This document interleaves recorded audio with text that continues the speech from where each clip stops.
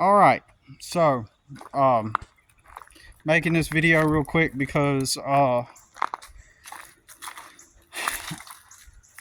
may be all over the place. I'm just letting you know this is my second take because I had to take a phone call right when I got into right when I started recording, and so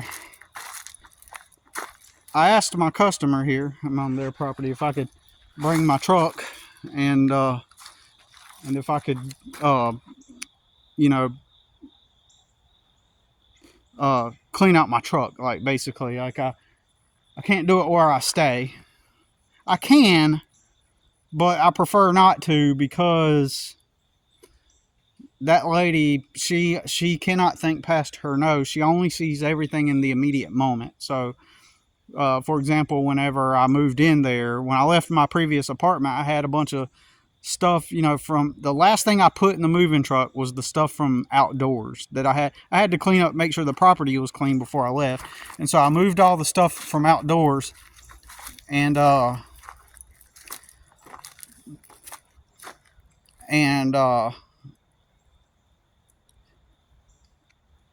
and I put it in the truck last. So obviously, naturally, or duh, like if you put the stuff from the outdoors in the truck last, then when you unload, those are the first things you're going to be taken out. So I had them out of the truck, sitting to the side, and that doesn't mean that they looked nice. That doesn't mean they were just nice things. That doesn't mean that they were like nice outdoor decor. It was just a bunch of, like, a couple of them were just like old driftwood logs and stuff, like, and a couple of like rusted paint cans or something like that, like just things that I had generally laying outdoors that I had not time to get rid of yet. And so and then some of the stuff actually I was still going to keep. Like I had an old barrel, like an old burn barrel, just like that one, right? And I just kind of had it sit, my stuff sitting out so that I could get to the things that were going into the house. That lady showed up and she freaked the fuck out. She freaked out. Like, what is all that stuff? Like, you can't put all that in there. Like, so she's in her head. Her brain only sees one thing. So she can't think ahead. She can't think, like, she can't walk by there and just like wait. Just like, let me see what he's going to do with that. Her brain can't put stuff together. She only sees an immediate moment and makes an immediate judgment based off of the immediate optics of the immediate moment, which is indicative of extremely low IQ, even though she has a huge position at an enormous company doing operations, right, at the company. Like, she's over the entire company's operations of multiple locations across United States and some locations in Europe. Like, and this person that's in charge of all that can't even think past their nose, right? That says a whole lot about just everything, right? Doesn't it? That says a whole lot about everything. So, and when I say it says a whole lot about everything, what I mean is that it tells you how people are in general. It tells you how humans in general are. And it's those people that are getting high positions in big companies, right? And I'm not even going to go into that topic, but I think a lot of us actual intelligent people know what that means at a deeper level, and most people can't comprehend what I'm even saying, but a lot of people will. But yeah, I had plans to come over here. So since I'm still relatively enmeshed with my family, it's kind of like it has been quite a kind of financially codependent network in a lot of ways, dysfunctional. And when I say dysfunctional, when people say dysfunctional, when I say dysfunctional, that doesn't necessarily have to mean that, like, bad dysfunctional, as in like arguments dysfunctional and chaos dysfunctional. Dysfunction can mean something as simple as people's inability to adapt to a regular society, like get a driver's license, for example. So when I say dysfunctional currently at this moment, I'm literally talking about how, for example, my mother, she never has had a driver's license in her entire life. Never has had to drive. Has always been dependent on others. She has always been dependent on others to take her places, to and she is someone who has never really offered anything to society. And in my opinion, she does have some kind of mental issue of some kind, where she did not become a woman, in the sense that she in a lot of ways never really matured to be like a, you know, a functional person in the society. Like I said, she's never had a driver's license. She kind of gets to live in a moderately kid-like state. And you could say, I mean, maybe somebody on here knows, like, if that is a type of diagnosis, right? Like, maybe somebody can, like, tell me, like, is there a word for that condition? Because she's not mentally retarded. She's not mentally,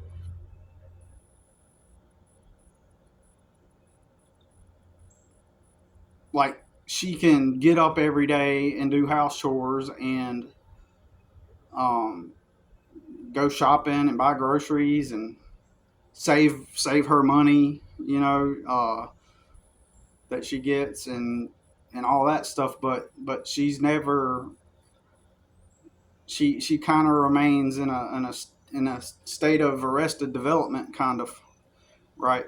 Um,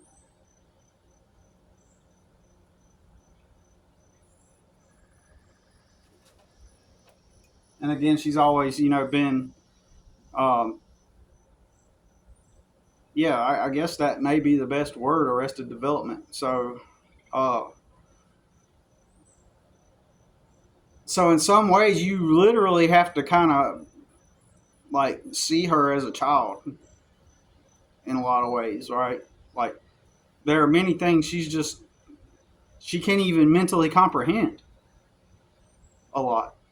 She literally, I'm always on here talking about how people view the world as like they're the authorities and stuff. Like, everybody kind of views the world and everybody through the lens that everybody, like, everything surrounding them is authorities. Like, all the businesses, they're authorities. They have some form of authority that makes it come across like they are, you know, authoritative figures. Like, they're in positions of power. So if you go into the Target store and you see the manager, oh, it's the manager. And even the worker, even the cashier, they're somewhat of an authority because they got the logo on them. And to people like my mother, they are like some, they hold some kind of value that has some kind of authority, right? Um, that holds some kind of authority. And so I didn't know this when I was younger. You know, when she and I were mentally at the same age, we bumped heads really bad because I was finally able to, because in the past, before I'd grown up to her level when I was younger and weaker as a kid, who had the power? She had the power over me, right? And she was abusive. But once I got at her level, teenage wise, mentally, her mental teenage level that I was at, we bumped heads just like sibling rivalry, right? Just like peers, because now she couldn't screw with me, and so I'd lash out at her when I was a teenager, right? And I'd talk, I'd if she disrespected me, like I'd say something back to her, right? And I became the abusive one, not in the sense that I went around abusing her, but what I'm saying is if she did something wrong to me, like she could no longer do it and get away with it, anymore, right? I had the power. The power dynamic shifted in that sense. And then eventually one time she blamed me on all the family problems. Literally blamed me on all the family problems. Like said that I was the one that, because eventually she left the family and right and stuff. And she told me it was because of me.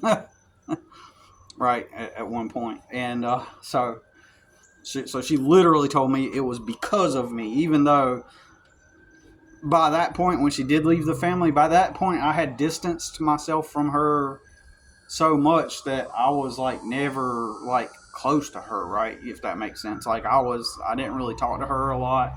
I avoided her basically. And eventually, when I was still underage, like 16, I actually left home, right?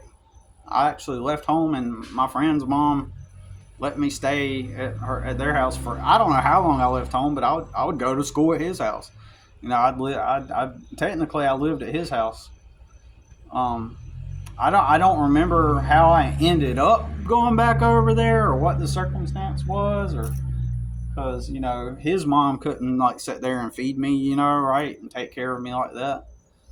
But somehow I ended up probably. I'm guessing that's weird how I don't remember that. Like I'm guessing that I just end up having to go back home or something. I don't know. I don't know the circumstance. I don't remember. I just remember having to quit school because my parents did not take care of me right. They didn't take care of me at all. And so I had to go work to take care of myself. Uh, it's pretty sad. And I remember quitting school, and I remember everybody's like, "Oh no, you can't quit school. It's important to your future." And it's like, well, who the fuck is going to take care of me then? Eventually, some guy bought me some pants. He was from church, and he took me to Goodwill, bought me a bunch of clothes, like a week's worth of clothes, and then encouraged me, "Man, you got to get back in school, man." And he was a good guy, and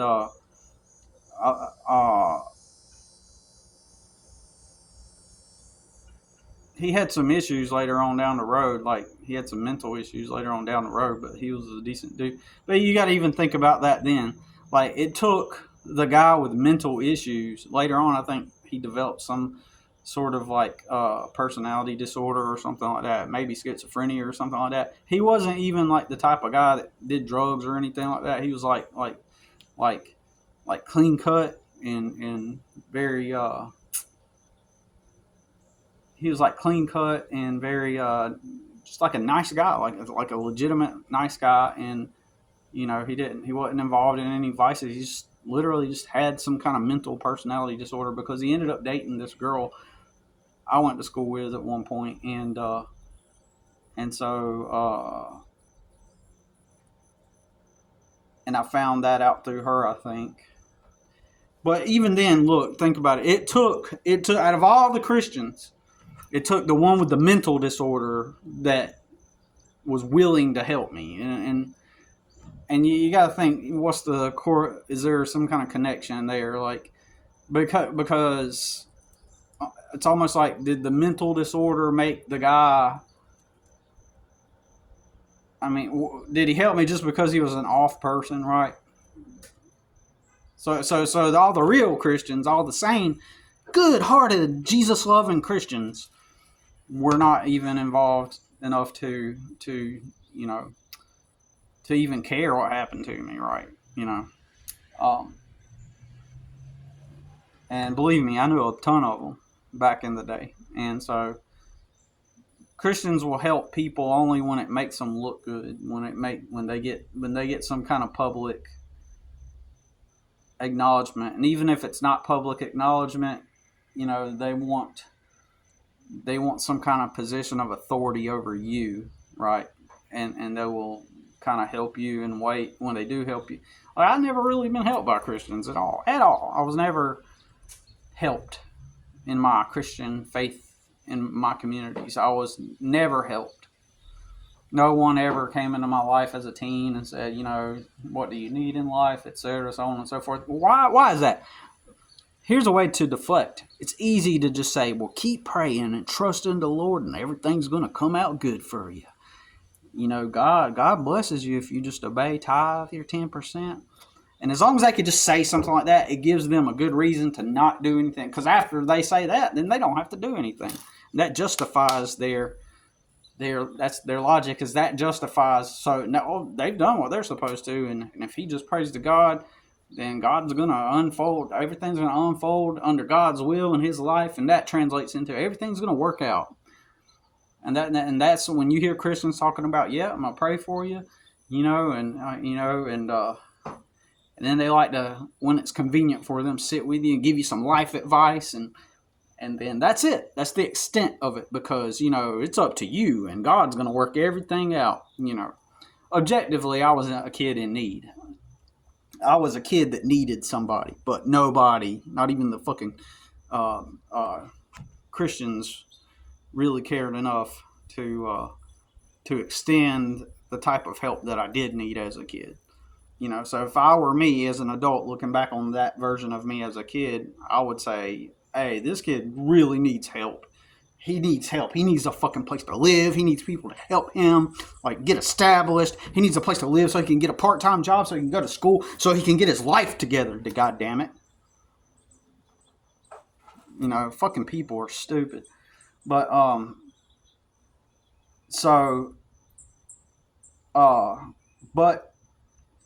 and that's when some people will chime in, well, life is hard, and I did it on my own, and you got to do it on your own. No, the fuck you didn't do it on your own. You shut the fuck up. You didn't do it all on your own. Shut the fuck up. Now, also have to interject that there are cases and outliers where somebody did do the vast majority of shit all on their own, but the vast majority of people do not do it all on their own. So go fuck off with your stupid trying to elevate yourself to make yourself look like you were just this superhero that came that and you had you were the strong dude that and you punched through and you busted through the goal. Shut the fuck up. So yeah, I wanted to clean out my truck today, and I could have told my mother no, but she calls me, like, I had plans for today, and to come over here, do a little firewall, clean out my truck, because I haven't been done in a while, and I got to go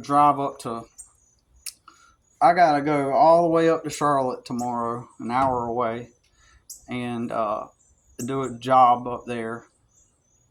And then on the way back, I got to go through another town in North Carolina and go serve a customer there for a few more hours. So it's going to be a good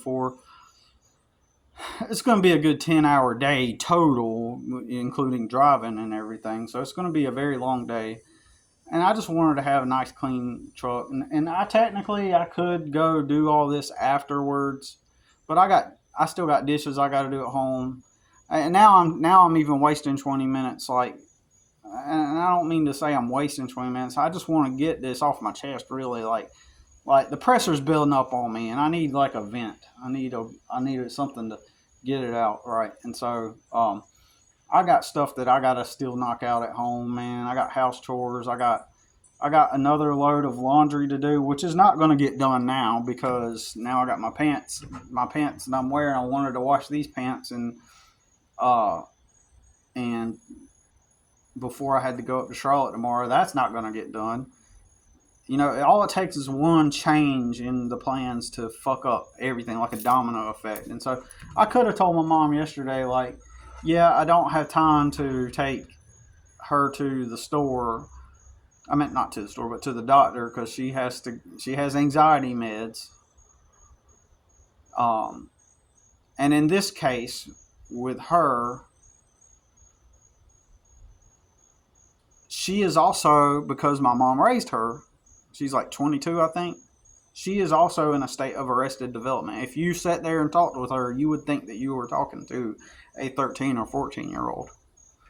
So my son brought this up to me one time. He was like, because my son will be 18 in November. And one day he's like, Dad, like talking to my aunt, it's like talking to a teenager, like that's younger than me. He said something to that extent.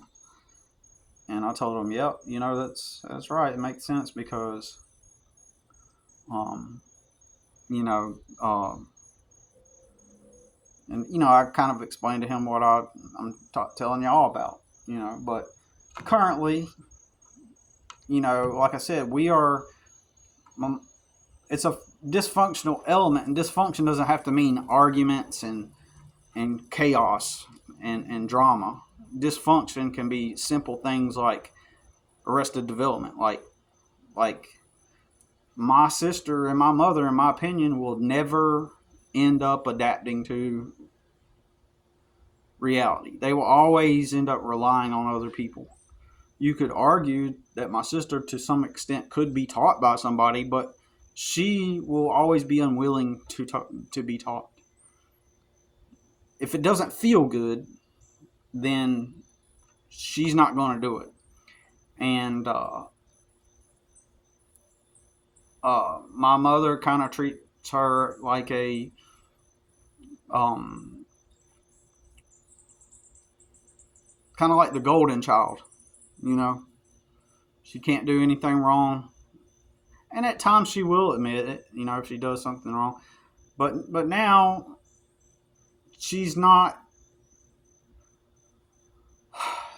starting trouble. She's not going around starting conflict with people. She's just in arrested development. She's not a bad person.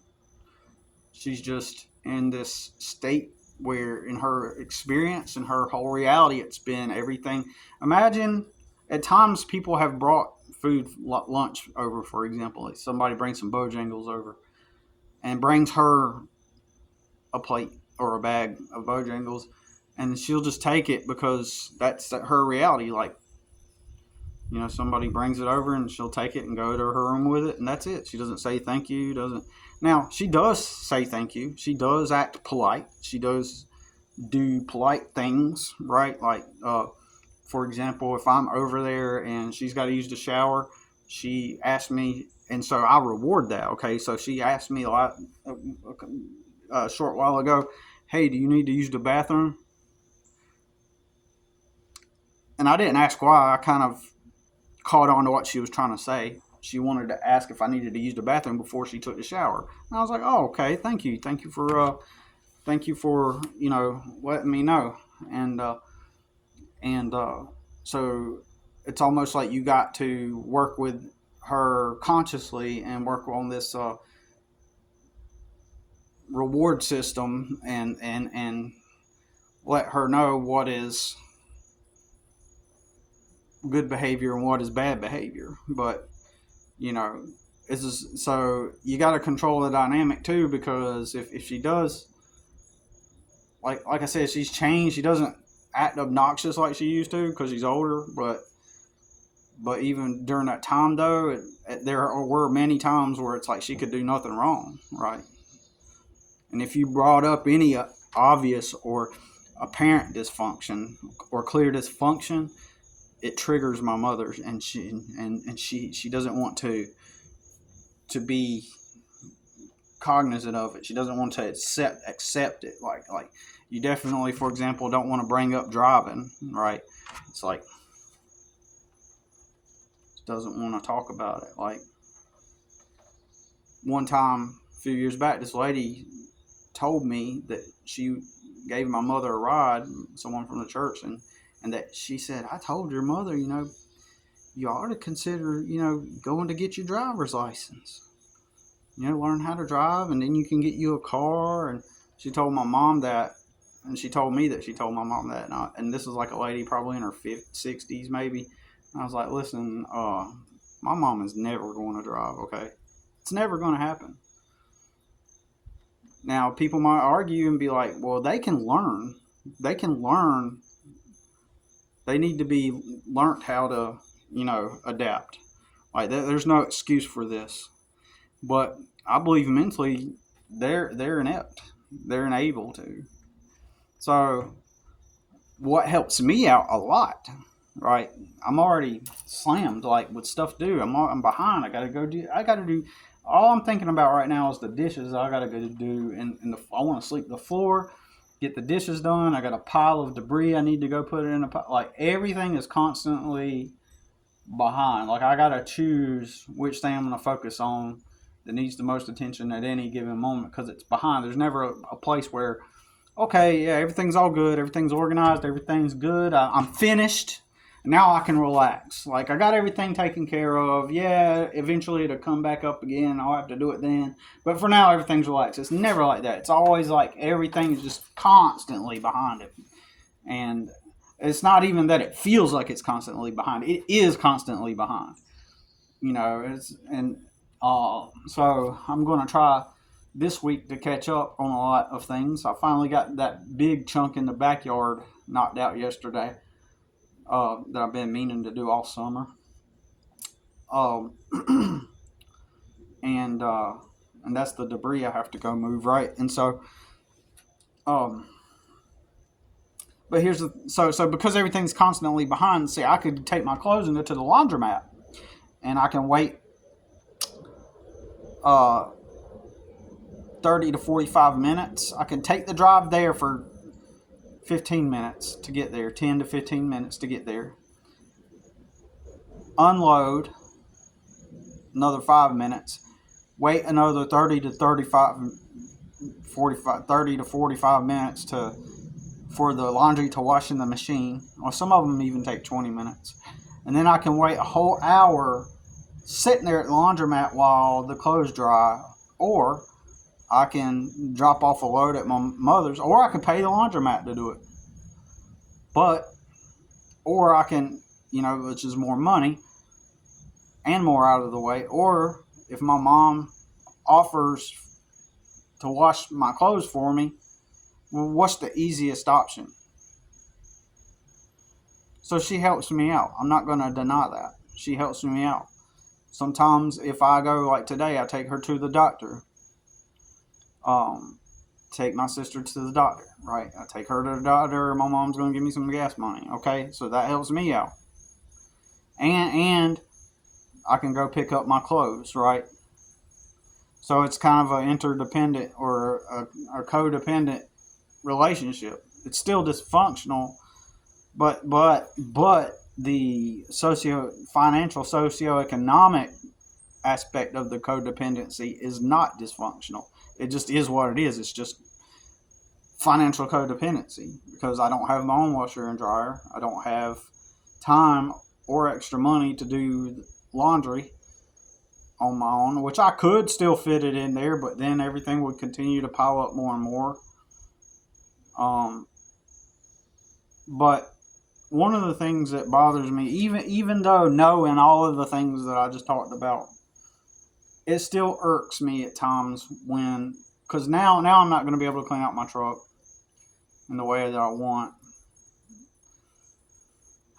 Possibly, maybe later I could go to a car wash and clean out the interior there. But I don't want to do that. I want to be able a place where I can just take everything out of my truck. Because I got a bunch of stuff in my truck. Tools, pieces of this and that, just assortment of things. I just want to be able to take it all out where it's all empty, put it on a tarp, and then put it back. Plus, a lot of the car washes are close to me on ghetto sides of town, so I don't want to end up like somebody pulling up on me while I'm at the car wash with everything out of my truck. So that's why I prefer to do it on a private property somewhere.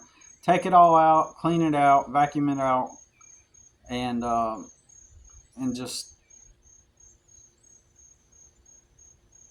get that over with. But I accepted. I consciously accepted. I told my mother, she said it was because of anxiety medication, right, for my sister. And so why would I say, okay, sure, I'll take the time out of my day to do that? Well, the reason why is because I got to see what time it is. All right, so the reason why I got to do that is I decided to go ahead and go and do it instead of cleaning out my truck is because she's helping me out with laundry. And it's part of keeping this system in flow. It's part of keeping the. All right, you've helped me out with laundry multiple times at this point, so it's only fair that if you ask me for a ride to somewhere that I give you a ride. But there's a part of me that goes, shit, like if you were just gotten a license and been functional, even though I know what I know, it's like you wouldn't have to be asking me for a ride. You could just be taking her to get her a ride. She could be working somewhere. It's still the other part of my brain goes, why can't you just do shit normal? Why can't you have a license? Why do you got to ask other people and be dependent on other people for your every need, right? She lives off of my dad's VA. She's a widow, technically, even though they were apart. On paper, they were still married, so she qualified for the widow's benefits, and that's how she lives, right? That's how she has lived month to month for ever since 2005. Widow's benefits. So, anyways, now that I got that off my chest, it's just something that a reality I got to live with until things get better. Get some more business drummed up, and I'm going to go look at a camper. And as I said last week, the things that I did a few weeks ago with posting ads and getting people responding to them, it helped.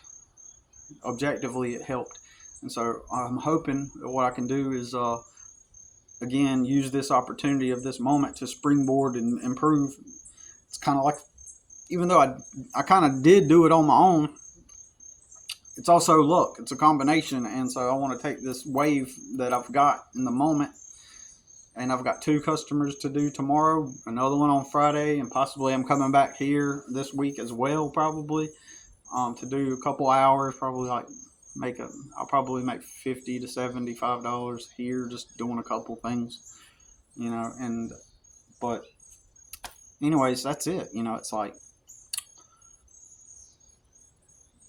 that's good. That's a good progress. Last week I had a successful week, and now I've got this week where I'm kind of busy with the regulars, and so that's going to help a little bit, but maybe, this will be a change. This will shift everything. But anyways, it's just frustrating because I feel dirty. You know what I'm saying? Like my truck, it has been such a while since I cleaned it out, because when I want to feel the relief of having it cleaned out, and I just needed to get that off my chest. Hey, I could have used these 4 minutes to clean out my truck, but it would have taken longer than that. Plus, I gotta be leaving here in 20 minutes anyway to go pick them up. But anyways, I don't have anyone to talk to about this kind of stuff. You know what I'm saying? So, hey, maybe I can post it, and read some comments or something. But anyways, well, that's it. Thanks for listening.